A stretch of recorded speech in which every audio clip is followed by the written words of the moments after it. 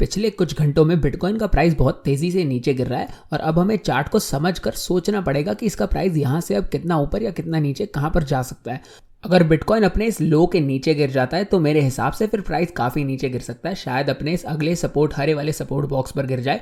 Bitcoin को यहाँ इस रेजिस्टेंस बॉक्स से बहुत ही तगड़ी रिजेक्शन मिली है और प्राइस बहुत तेज़ी से अब नीचे गिर गया है और इसलिए मेरे हिसाब से इसे यहाँ से एक बाउंस मिल सकता है। मतलब ये डाउन ट्रेंड कुछ देर के लिए यहाँ पर रुकना चाहिए और फिर थोड़ी देर तक साइडवेज जाना चाहिए या फिर थोड़ी देर हल्का सा ऊपर की तरफ ट्रेड करने के बाद ये नीचे गिरना चाहिए।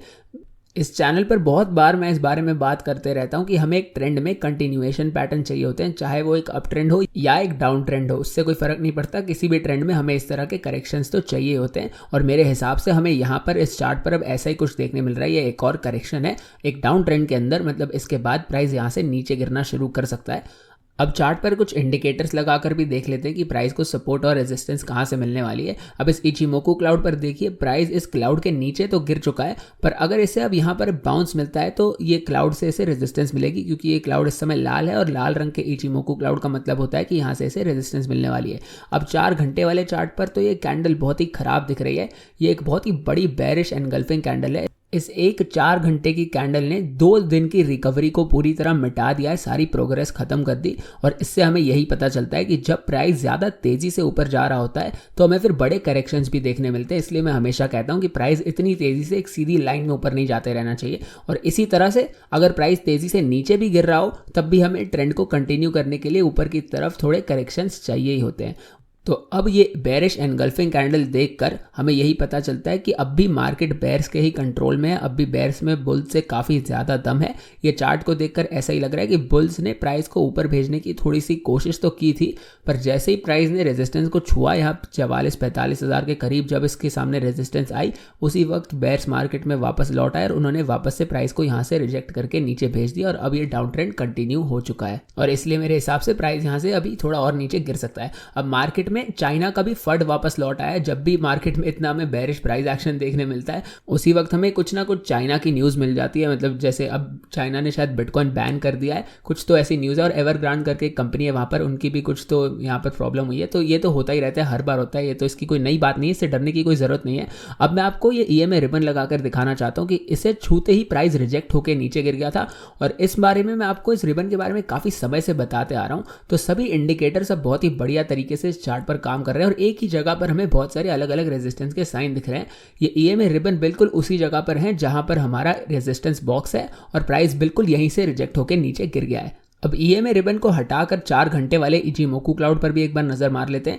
तो ये भी इस समय प्राइस के ऊपर ही है और अब ये भी बिटकॉइन को दिक्कत दे सकता है और हमें बस रुक कर देखना पड़ेगा कि चार्ट पर अब क्या होने वाला है। हमें अभी तो इस चार्ट पर कुछ लोअर हाइज दिख रहे हैं जो एक काफी बेरिश साइन है और ये मार्केट के लिए बिल्कुल अच्छा नहीं है। तो अब अगर ये मार्केट पलट कर बुलिश होने ही वाली है तो सबसे पहले हमें यहाँ पर 45,000 वाले रेजिस्टेंस लेवल को तोड़ना पड़ेगा। ये जो हरा बॉक्स है इसके ऊपर निकलना पड़ेगा और उसके बाद 49,000 के ऊपर निकलना पड़ेगा और उसके बाद आखिर में बिटकॉइन के सामने सबसे मेन रेजिस्टेंस है $53,000 पर, क्योंकि ये हमारा सबसे रीसेंट वाला स्विंग हाई है और इसके ऊपर निकलना एक बहुत ही अच्छा साइन होगा हमारे लिए। और अगर मार्केट इसके ऊपर निकल जाती है तो मैं कहूंगा कि मार्केट अब आखिरकार वापस से बुलिश हो गई है और तब जाके प्राइस शायद अपने ऑल टाइम हाई की तरफ, मतलब 60-65 हज़ार की तरफ जाना शुरू करे और फिर उन लेवल्स को भी टेस्ट करना शुरू करे।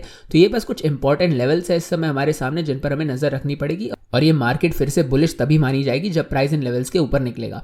अब इस एक दिन वाले चार्ट पर आ जाते हैं। यहाँ पर आप देख सकते हैं कि ये इचिमोकू क्लाउड अब फिर से बिटकॉइन को रेजिस्टेंस दे रहा है, क्योंकि प्राइस इसके ऊपर निकल गया था पर ये वापस अब इसके नीचे गिर चुका है। तो ये क्लाउड अब लाल है और ये हमें रेजिस्टेंस दे रहा है, पर ये पलट के कुछ दिनों बाद हरा हो चुका है। मतलब अगर प्राइस यहीं पर या तो थोड़ा ऊपर निकले इस क्लाउड के या फिर इसी रेंज में, मतलब साइडवेज थोड़ी देर के लिए ट्रेड करते रहे और कुछ दिनों बाद इस हरे वाले क्लाउड तक पहुंच जाए तो प्राइस को ये इस क्लाउड से सपोर्ट मिल सकता है और यहाँ से शायद फिर प्राइस बाउंस करके ऊपर निकल सकता है। तो इचिमोकू क्लाउड का सपोर्ट हमारे पास कुछ दिनों बाद है, तो ये एक अच्छी बात है, पर अभी के लिए तो ये रेजिस्टेंस ही है हमारे सामने। अब एक दिन वाला EMA रिबन भी लगाकर देख लेते हैं। ये देखिए, बिटकॉइन को इस रिबन से कल ही एक रिजेक्शन मिली थी और इस इंडिकेटर के बारे में मैं इस चैनल पर काफ़ी समय से बात कर रहा हूँ, पर यहाँ पर अच्छी खबर हमारे लिए ये है कि लॉन्ग टर्म में अब भी बिटकॉइन एक बहुत ही बढ़िया अप ट्रेंड में है। हाँ, यहाँ पर हमें कुछ बड़े सेल ऑफ तो मिलते ही रहेंगे, पर बड़े स्केल पर मतलब अगर आप जूम आउट करके एक हफ्ते वाले चार्ट पर देखें तो मुझे ये काफ़ी अच्छा लग रहा है। मुझे अब भी बिटकॉइन बहुत ही बुलिश लग रहा है लॉन्ग टर्म में, और मेरे हिसाब से प्राइस इसका काफ़ी देर बाद, मतलब हमें पता नहीं कब, पर कभी ना कभी इसका प्राइस अपने ऑल टाइम हाई को तोड़ के ऊपर निकलेगा ही।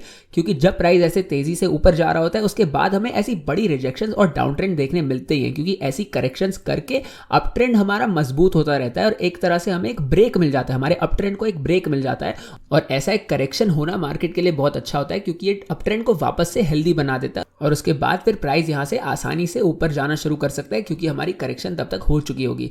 अब ये जो हमारी शॉर्ट टर्म में अभी वाली करेक्शन है, ये इस छोटी सी रैली के बाद एक फॉलिंग वेज पैटर्न जैसा भी हो सकता है, और प्राइस शायद इस ऊपर वाली ट्रेंड लाइन को, जो इस फॉलिंग वेज की ऊपर वाली ट्रेंड लाइन है, इसे तोड़ के फिर ऊपर जाना शुरू कर सकता है। पर हमें ये रुक कर देखना पड़ेगा कि इस पैटर्न के साथ क्या होता है। पर वैसे ये पैटर्न मैं आपको बहुत बार बताते रहता हूँ, ये बहुत ही बुलिश पैटर्न होता है मार्केट में। अब फॉलिंग वेज में से ज्यादातर प्राइस ऊपर वाली ट्रेंड लाइन को तोड़ के ऊपर की तरफ ही निकलता है, तो इसे रुक कर देखना पड़ेगा हमें कि यहाँ पर इस पैटर्न के साथ क्या होता है। अब मैं आपको फिबोनाची रिट्रेसमेंट भी लगाकर दिखाना चाहता हूँ कि यहाँ पर कौन से लेवल्स हमारे लिए सबसे ज्यादा इंपॉर्टेंट है। तो यहाँ पर ये 618 लेवल जो $38,000 के करीब है, ये बिटकॉइन के लिए बहुत ही इंपॉर्टेंट हो सकता है। और यहाँ पर मैंने ये हरा बॉक्स बनाया हुआ है, इसी लेवल पर हमारे पास फिबोनाची सपोर्ट भी है। मतलब अब हमें दो अलग अलग सपोर्ट एरियाज एक ही जगह पर मिल रहे हैं, एक ही एरिया में दो अलग अलग चीजें हमें सपोर्ट दिखा रही है। अगर आपने इस चैनल को सब्सक्राइब किया हुआ है तो आपको पता ही होगा कि मेरे लिए 618 वाला लेवल सबसे ज्यादा इंपॉर्टेंट होता है, क्योंकि ये हमेशा सही से अंदाजा लगाने में मदद करता है और बहुत ही एक्यूरेट रहता है, और एक हेल्दी ट्रेंड में बहुत बार हमें ये अच्छे से पुल बैक्स का अंदाजा लगाने में मदद करता है। तो ये वाला लेवल मेरे हिसाब से सबसे ज्यादा इंपॉर्टेंट होता है।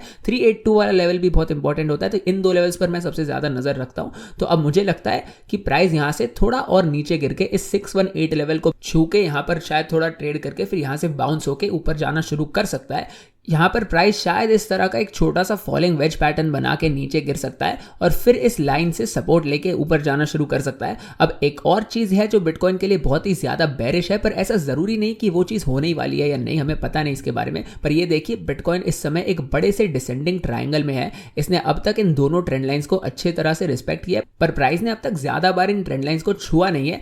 फिर भी हमें इस पैटर्न को ध्यान में रखना चाहिए और इग्नोर बिल्कुल भी नहीं करना चाहिए। पर अब तक मेरे हिसाब से ये अच्छी तरह से कंफर्म नहीं हुआ है, और अगर हमें यहाँ पर इसके सपोर्ट और रेजिस्टेंस पर एक और टच मिल जाता है तब जाके ये पैटर्न मेरे हिसाब से कंफर्म हो जाएगा और वैलिड हो जाएगा।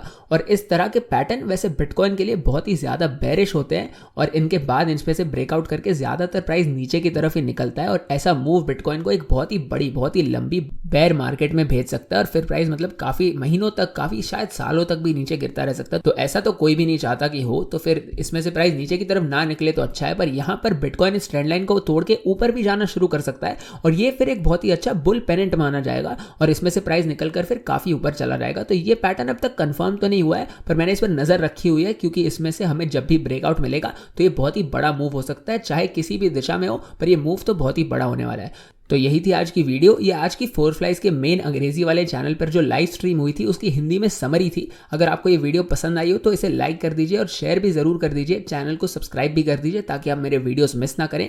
और अगर आपको बिटकॉइन ट्रेड करने के लिए कोई भी प्लेटफॉर्म चाहिए तो बायबिट मेरे हिसाब से सबसे बढ़िया एक्सचेंज है। बायबिट पर साइन अप करने के लिए मैंने आपको लिंक डिस्क्रिप्शन में दे रखा है, और इस लिंक का इस्तेमाल करके अगर आप कुछ पैसे डिपॉजिट करेंगे तो उस पर निर्भर करता है कि आपको कितना बोनस मिलने वाला है। पर आपको कुछ फ्री के पैसे मिलेंगे जिनसे आप ट्रेड कर सकते हैं, और इन पर आप जो भी प्रॉफिट कमाएंगे वो आप बाहर भी निकाल सकते हैं। तो जरूर एक बार बायबिट को चेकआउट कर लीजिएगा। और इंडिया में बायबिट का इस्तेमाल करने के लिए आपको शायद एक वीपीएन का भी इस्तेमाल करना पड़ सकता है। और अगर आपको देखना है कि मैं किस तरह से ट्रेड करता हूं तो आप हमारा 4Flies VIP ग्रुप ज्वाइन कर सकते हैं। इसे ज्वाइन करने के लिए मैंने आपको स्टेप्स डिस्क्रिप्शन में दिए हुए हैं। तो मैं उम्मीद करता हूं कि आपको ये वीडियो पसंद आई होगी, और मिलते हैं अगली वीडियो में।